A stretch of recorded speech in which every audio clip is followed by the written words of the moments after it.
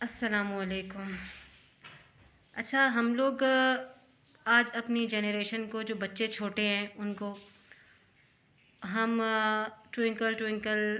اور یہ مطلب وہ کافی ساری اسٹوریز ہیں، کافی ساری پوئمز ہیں جو ہم اپنے بچوں کو سناتے ہیں، ہم اپنے بچوں کو سکھاتے ہیں۔ لیکن ہمارے بچے ہمارے غازیوں، ہمارے شہیدوں کے بارے میں، ہمارے خلفائے راشدین کے بارے میں، ہمارے نبیوں کے بارے میں، رسولوں کے بارے میں، ہماری امہات المومنین کے بارے میں، نبی کریم صلی اللہ علیہ وسلم کی زندگی کے بارے میں اور ان کی بیٹیوں کے بارے میں، ان کی بیٹیوں کی زندگی کے بارے میں کچھ بھی نہیں جانتے۔ ہمارے بچوں سے ہم انہیں لگژری لائف کے بارے میں تو بتاتے ہیں، لیکن یہ نہیں بتاتے کہ ہمارے نبی نے، ان کی بیٹی نے، ان کے نواسوں نے، ان کی زوجہ نے، ان کی جتنی بھی تمام امہات المومنین ہیں، ان سب نے کیسی زندگی گزاری۔ کیا یہ لگژری لائف ان کے لیے نہیں تھی، یا وہ نہیں ایسی زندگی گزار سکتے تھے؟ لیکن انہوں نے اس لگژری لائف پر یا اس چمک دھمک پر، اس کپڑے زیورات اور یہ جوتیاں اور میک اپ اور ان سب چیزوں پر انہوں نے جس چیز کو فوقیت دی وہ تھا اسلام۔ آج ہماری زندگیوں میں اسلام صرف اتنا ہی رہ گیا ہے جتنا کہ ضرورت ہو۔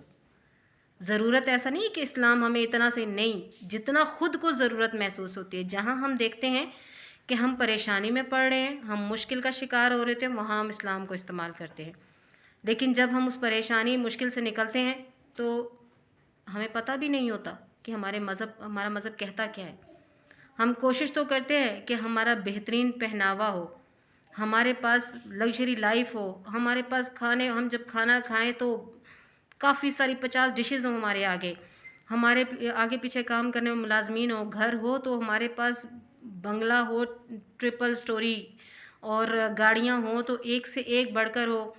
جاب ہو تو ہم کہتے ہیں کہ ہم ایسا کام کریں کہ آگے لوگوں کو آرڈر کریں۔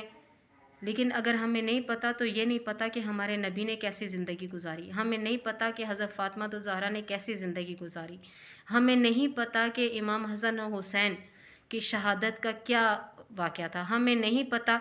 کہ اسلام کی سب سے پہلی شہیدہ کون تھیں، ہمیں نہیں پتہ کہ حضرت حمزہ کو کس طرح سے شہید کیا گیا، ہمیں نہیں پتہ کہ اسلام میں کون کیسے آیا، ہمیں نہیں پتہ کہ حضرت عمر کا اسلام قبول کرنا کیسا تھا، ہمیں نہیں پتہ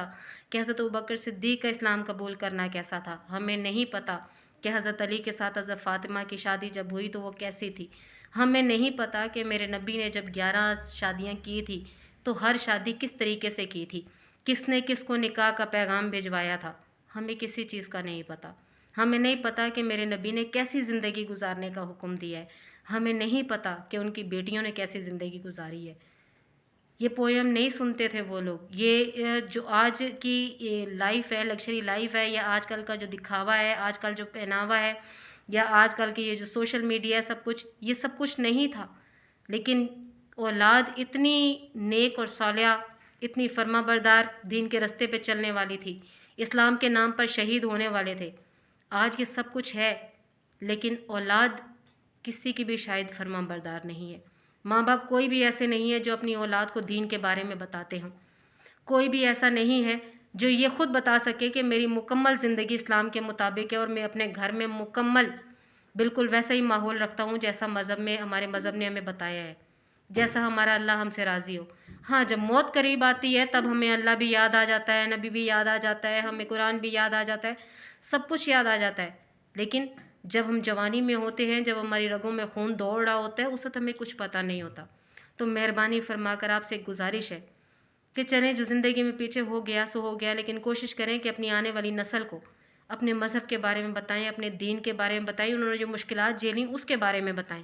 اور زندگی کو ہر طریقے سے گزارنے کے بارے میں اپنی اولاد کو بتائیں تاکہ انہیں پتہ چلے کہ زندگی آسائشوں کا نام نہیں ہے۔ اسلام میں سب سے پہلے اسلام معنی رکھتا ہے، اور اسلام کے مطابق زندگی گزارنا ایسا نہیں کہ آپ ہر آسائش سے مالا مال ہوں۔ کوشش کریں کہ اپنی زندگی کو اسلام کے مطابق گزاریں۔ بہت شکریہ۔